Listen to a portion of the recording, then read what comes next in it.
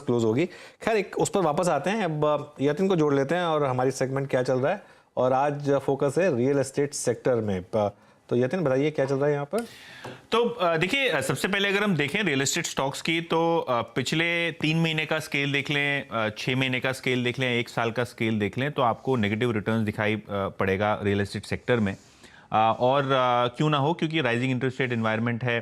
पिछले साल हमने देखा था कि काफ़ी सारी राज्य सरकारों ने स्टैम्प ड्यूटी पे रियायत दी थी, जिसके कारण रियल एस्टेट सेक्टर में एक बाउंस आया था, एक पेंटअप डिमांड था।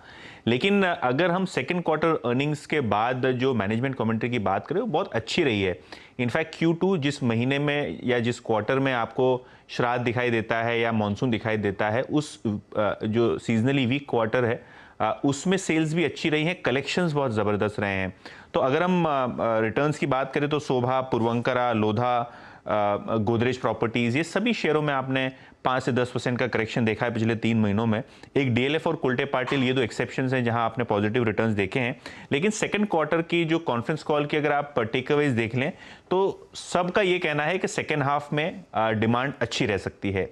फर्स्ट हाफ की बात करें तो यहाँ कलेक्शंस आपको लगभग 43% से साल दर साल बेसिस पे इंप्रूव होते हुए दिखाई दिए हैं, जिसके कारण काफ़ी सारी रियल एस्टेट कंपनी की बैलेंस शीट में स्ट्रेंथ आई है, लेवरेज कम हुआ है। इनफैक्ट अगर हम देखें तो लगभग 30,000 करोड़ रुपए की रियल एस्टेट बुकिंग आपको सेकंड क्वार्टर में आती हुई दिखाई दी है लिस्टेड स्पेस में, एंटीक की रिपोर्ट के हिसाब से है। और अगर हम रियल एस्टेट प्लेयर्स की बात करें तो सभी का एक टोन में कहना था कि 9.5-10% तक अगर इंटरेस्ट रेट रह जाएंगे तो डिमांड पे कोई असर नहीं होगी। तो क्लियरली जो गाइड किया रियल एस्टेट कंपनी ने ये किया है कि शायद आपको रियल एस्टेट में इंटरेस्ट रेट्स का इतना इंपैक्ट अभी के लिए ना दिखाई पड़े। और अगर आप नेट गियरिंग रेशियो देख लें या net debt to equity ratio देख लें, तो लोधा और शोभा, ये दोनों को छोड़ के सभी की सभी रियल एस्टेट कंपनी जो लिस्टेड स्पेस में है, उनका लेवरेज रेशियो लेस देन 0.25% है। जो बड़ी कंपनी है, इनका लेवरेज बिल्कुल ही नहीं है, जो कंफर्ट देता है प्राइसिंग पे और होल्डिंग पावर पे, जो भी इन्वेंट्री है उससे। तो कहीं ना कहीं बॉयंसी मार्केट में फिर से एक बार आ रही है। नॉर्थ की बात कर लेते हैं, क्योंकि मैंने 3 कंपार्टमेंट्स में रियल एस्टेट कंपनी को प्लेस किया है। DLF की बात करें तो इनका मानना यह है कि जो प्री सेल्स है FY23 में करीब 8,000 करोड़ की होगी, और इनका जो पहले का गाइडेंस है उससे कहीं बेहतर यहाँ सेल्स आते हुए नजर पड़ेंगे। लोधा की बात करें तो 25% की ग्रोथ का गाइडेंस उन्होंने दिया है नए सेल्स के बारे में।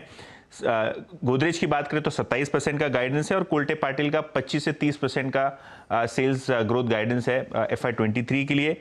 ब्रिगेड की बात करें, शोभा की बात करें, जो प्रेडोमिनेंटली साउथ इंडियन मार्केट्स के प्लेयर हैं, यहाँ भी आप देखेंगे तो 15 से 20% की ग्रोथ गाइडेंस ये दोनों कंपनियां आपको दे रही हैं। ऑब्वियसली रिस्क की बात करें तो जो इंटरेस्ट रेट्स हैं और जो ग्लोबल रिसेशन की बातें हो रही हैं, स्लो डाउन की बातें हो रही हैं, उसका क्या असर भारतीय रियल एस्टेट मार्केट पे होता है वो देखने लायक होगा। लेकिन जहाँ तक कि सेकेंड हाफ का सवाल है, रियल एस्टेट डिमांड में ज़बरदस्त पिकअप आ सकता है, और शायद ये जो डिप है ब्रोकरेजेस को लगता है कि यहाँ आपको अपॉर्चुनिटीज़ मिल सकती हैं। तो रियल एस्टेट सेक्टर प्रॉब्ली एक स्लैक पीरियड है, ज़्यादा एक्टिविटी नहीं है, प्रॉफिट बुकिंग हो रही है, लेकिन शायद यहाँ मौके बन सकते हैं, क्योंकि जो गाइडेंस है सेकेंड हाफ का वो बहुत बेहतरीन प्रेजेंट कर रहे हैं काफ़ी रियल एस्टेट कंपनी। ओके, तो रियल एस्टेट सेक्टर पर है नज़र।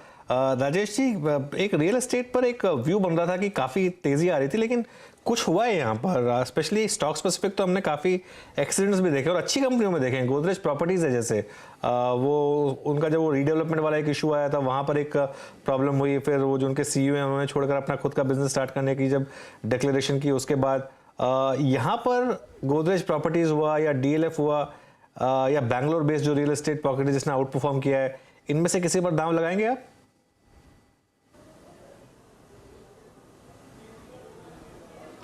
देखिए, छोटी अवधि के लिए तो नहीं लगाएंगे, क्योंकि जैसा अभी यतिन भी बता रहे थे ना कि बढ़ती हुई ब्याज दरों का एक दौर चल रहा है, और अभी ऐसा लग रहा नहीं है कि कम से कम इस बार की जो मीटिंग है वहाँ पे कोई भी राहत आएगी। मुझे तो लगता है इस बार भी थोड़ी सी बढ़ाती आएगी, न केवल भारत में बल्कि US में भी।